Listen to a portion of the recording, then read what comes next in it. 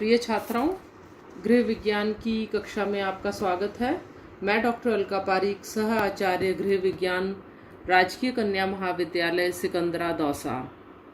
आज हम पढ़ेंगे शारीरिक विकास के अंतर्गत ही सबसे इम्पॉर्टेंट और लास्ट पॉइंट जो है factors influencing growth and development, यानी कि वृद्धि और विकास को प्रभावित करने वाले कारक। बच्चों, हम देखते हैं कि बहुत से बच्चे हमारे देश में अंडर नरिश्ड हैं, कुपोषित हैं, माल न्यूट्रिशन के शिकार हैं। बहुत से बच्चों को नाइट ब्लाइंडनेस यानी विटामिन ए की कमी के कारण रतौंधी देखी जाती है। बहुत से बच्चों में रिकेट्स जो विटामिन डी की कमी से होता है, जिसमें हाथ पैर की हड्डियां मुड़ जाती हैं, इस तरह की बीमारियां देखी जाती हैं। विटामिन सी की कमी से स्कर्वी देखी जाती है और बहुत सारे डिसऑर्डर्स देखे जाते हैं जिसके कारण बालक की हाइट, वेट में वृद्धि नहीं देखी जाती या वसा का और मांसपेशियों का विकास ठीक प्रकार से नहीं हो पाता। तो ऐसे कौन कौन से कारक हैं जो कि बालक के ग्रोथ को, बालक की वृद्धि को और विकास को प्रभावित करते हैं? इन सभी का अध्ययन आज हम करेंगे। वृद्धि और विकास बहुत से फैक्टर्स के ऊपर डिपेंड करती हैं। दे आर मल्टीपल फैक्टर्स, बहुत सारे फैक्टर्स हैं, डिटर्मिनेंट्स हैं जिनके ऊपर किसी भी बालक की वृद्धि और विकास निर्भर करती है। ये बालक के विकास को डायरेक्टली या इनडायरेक्टली दोनों तरह से प्रभावित करते हैं। इसके अंदर कुछ फैक्टर्स इम्पॉर्टेंट होते हैं। सबसे पहले होते हैं जेनेटिक फैक्टर्स यानी आनुवांशिक कारक। दूसरे होते हैं प्रीनेटल फैक्टर्स यानी जब शिशु माँ के गर्भ में होता है तो गर्भावस्था के समय यदि माता बैलेंस्ड डाइट नहीं लेती है, अगर मदर सारे nutrients, carbohydrates, proteins, fats, vitamins, minerals, fibre, water, ये सब उनका इंटेक अगर अपनी डाइट में ठीक प्रकार से नहीं करती है तो उसका डायरेक्ट इन्फ्लुएंस बालक के ऊपर पड़ता है। उसकी ग्रोथ और डेवलपमेंट ठीक प्रकार से नहीं हो पाती। और लास्ट होते हैं पोस्ट नेटल फैक्टर्स यानी बालक के जन्म के बाद उसकी किस प्रकार से केयर हो रही है, उसकी वीनिंग किस प्रकार से उसको करवाई जा रही है, किस प्रकार के अगर ब्रेस्ट मिल्क ले रहा है बच्चा, तो अगर माँ कुपोषित है तो वो उसके मिल्क के अंदर सभी न्यूट्रिएंट्स प्रॉपर अमाउंट और क्वांटिटी के अंदर नहीं होंगे और उसके कारण भी बच्चे के अंदर मैल न्यूट्रिशन हो सकता है। 6 महीने पर बालक को ऊपरी आहार दिया जाता है। अगर कई जगह अन्नप्राशन संस्कार नहीं हो पाने के कारण या गरीबी के कारण या लैक ऑफ नॉलेज होने के कारण अगर बालक को सही समय पर ऊपरी आहार, जिसे वीनिंग फूड्स कहते हैं, नहीं दिया जाता तो उस कारण भी बच्चे के अंदर कई तरह की डेफिशिएंसीज हो जाती हैं, यानी कई प्रकार के न्यूट्रिएंट्स की कमी रह जाती है। तो ये सभी होते हैं पोस्टनेटल फैक्टर्स, आनुवांशिक कारक, गर्भस्थ शिशु को प्रभावित करने वाले कारक और जन्म के बाद के भी कई कारक होते हैं जो कि बच्चे के ग्रोथ और डेवलपमेंट दोनों को ही प्रभावित करते हैं। इनको हम 1 by 1 स्टडी करेंगे। सबसे पहले हम करेंगे वंशानुक्रम से रिलेटेड कारक, जेनेटिक फैक्टर्स। वंशानुगत कारक वे जन्मजात विशेषताएं होती हैं जो बालक में जन्म से ही पाई जाती हैं। बालक की शारीरिक विशेषताएं जैसे कद, रंग, रूप, लंबाई, आँखों का रंग इत्यादि का निर्धारण वंशानुक्रम के द्वारा ही होता है। बच्चे की किस प्रकार की ग्रोथ होगी ये भी डिपेंड करता है उसके जेनेटिक फैक्टर्स के ऊपर।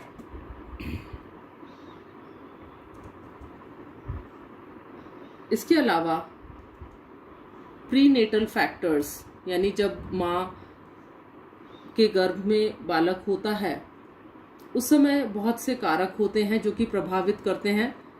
पहले जैसे हमने डिस्कस किया, मैटरनल न्यूट्रिशन यानी माँ का आहार। अगर माँ संतुलित आहार नहीं ले रही, माँ के आहार के अंदर कार्बोहाइड्रेट्स, प्रोटीन्स, विटामिन्स, मिनरल्स की डेफिशिएंसी है, तो ये सारी डेफिशिएंसीज बच्चे के अंदर भी देखी जा सकती हैं। मैटरनल इन्फेक्शन, अगर माँ किसी भी प्रकार के संक्रमण से ग्रसित है तो बालक के अंदर भी वो संक्रमण भी हो सकता है और साथ में बहुत सारे डेफिशिएंसीज भी हो सकती हैं। मैटरनल इलनेस, अगर माँ को कोई भी गंभीर बीमारी है जैसे कैंसर, ट्यूबरक्लोसिस, तो भी बच्चे के अंदर वो सारी इलनेस आ सकती हैं। हार्मोन्स का प्रभाव और बहुत से छोटे छोटे दूसरे प्रभाव होते हैं जैसे इमोशनल फैक्टर्स, संवेगात्मक प्रभाव, या माँ की मानसिकता किस प्रकार की है, या डॉक्टर को टाइम पर चेकअप कराया जा रहा है या नहीं, एक्सरे, सोनोग्राफी ठीक से कराई जा रही है या नहीं। कई बार बहुत ज़्यादा एक्सरेज का एक्सपोजर हो जाता है जो कि बालक के लिए ये रेज नुकसानकारक होती हैं। तीसरे प्रकार के हमने फैक्टर जो करे थे वो थे पोस्ट नेटल फैक्टर्स, यानी गर्भ से जब बाहर आ जाता है बालक, माँ के गर्भ से बाहर आ जाता है, तब बहुत सारे ऐसे फैक्टर्स हैं जो कि बच्चे को प्रभावित करते हैं। जैसे कि सबसे पहला है भौतिक वातावरण, यानी कि फिजिकल एनवायरनमेंट। यह बालक के शारीरिक विकास के लिए बहुत इम्पॉर्टेंट है। शारीरिक विकास के लिए बालक को उपयुक्त हवा, पानी, रोशनी, वेंटिलेशन, इन सभी की आवश्यकता होती है। अगर ये सभी उपयुक्त मात्रा में मिलते रहते हैं तो बालक का शारीरिक विकास ठीक प्रकार से हो पाता है। एक और बहुत इम्पॉर्टेंट फैक्टर है नरिशमेंट या न्यूट्रिशन, यानी पोषण।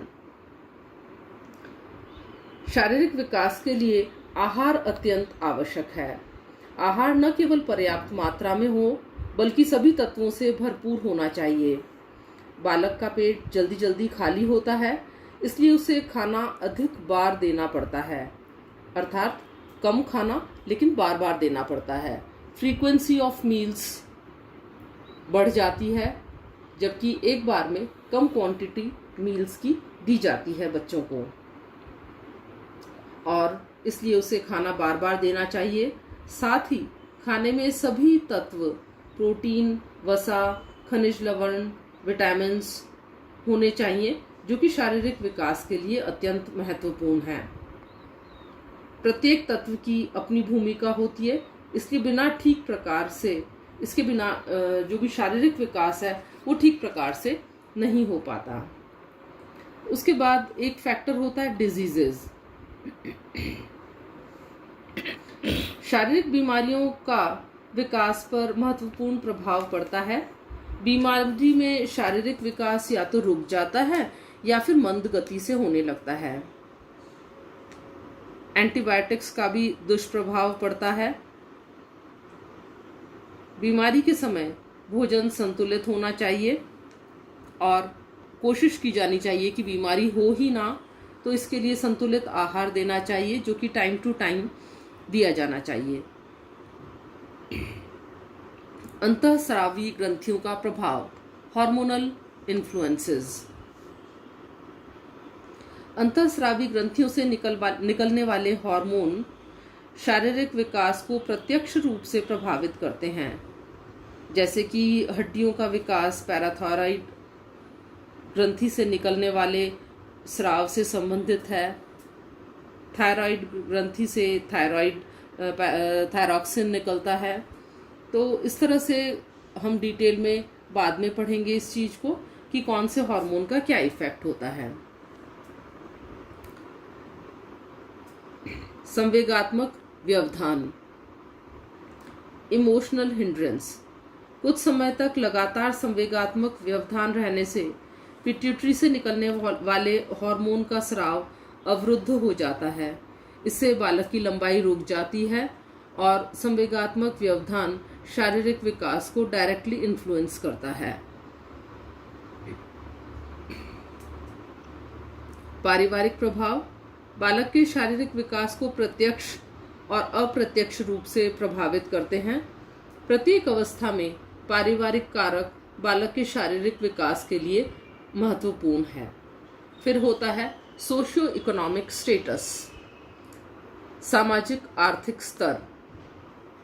निम्न सामाजिक आर्थिक स्तर के बालकों का शारीरिक और मानसिक विकास उच्च सामाजिक आर्थिक स्तर के बालकों से हीन होता है, ऐसा स्टडीज में देखा गया है। इसके अलावा इंटेलिजेंस, बुद्धि भी बालक के शारीरिक विकास को और मानसिक विकास को प्रभावित करती है। जिन बालकों की बुद्धि अच्छी होती है उनका स्वास्थ्य और लंबाई भी अच्छी होती है। बालकों का गत्यात्मक विकास भी इससे प्रभावित होता है। वे उठना, बैठना, चलना इत्यादि जल्दी सीखते हैं। फिर प्ले एंड एक्सरसाइज, जितना अधिक बच्चों को खेलने का मौका दिया जाता है, एक्सरसाइज कराई जाती है, उतनी ही अधिक मांसपेशियों का विकास होता है, जिससे कि बच्चा सभी गत्यात्मक विकास या जो भी गत्यात्मक अवस्थाओं में जो जो विकास होना चाहिए वो ठीक प्रकार से सीख पाता है। तो ये सारे थे पोस्टनेटल फैक्टर्स जो कि बच्चे के शारीरिक विकास को प्रभावित करते हैं।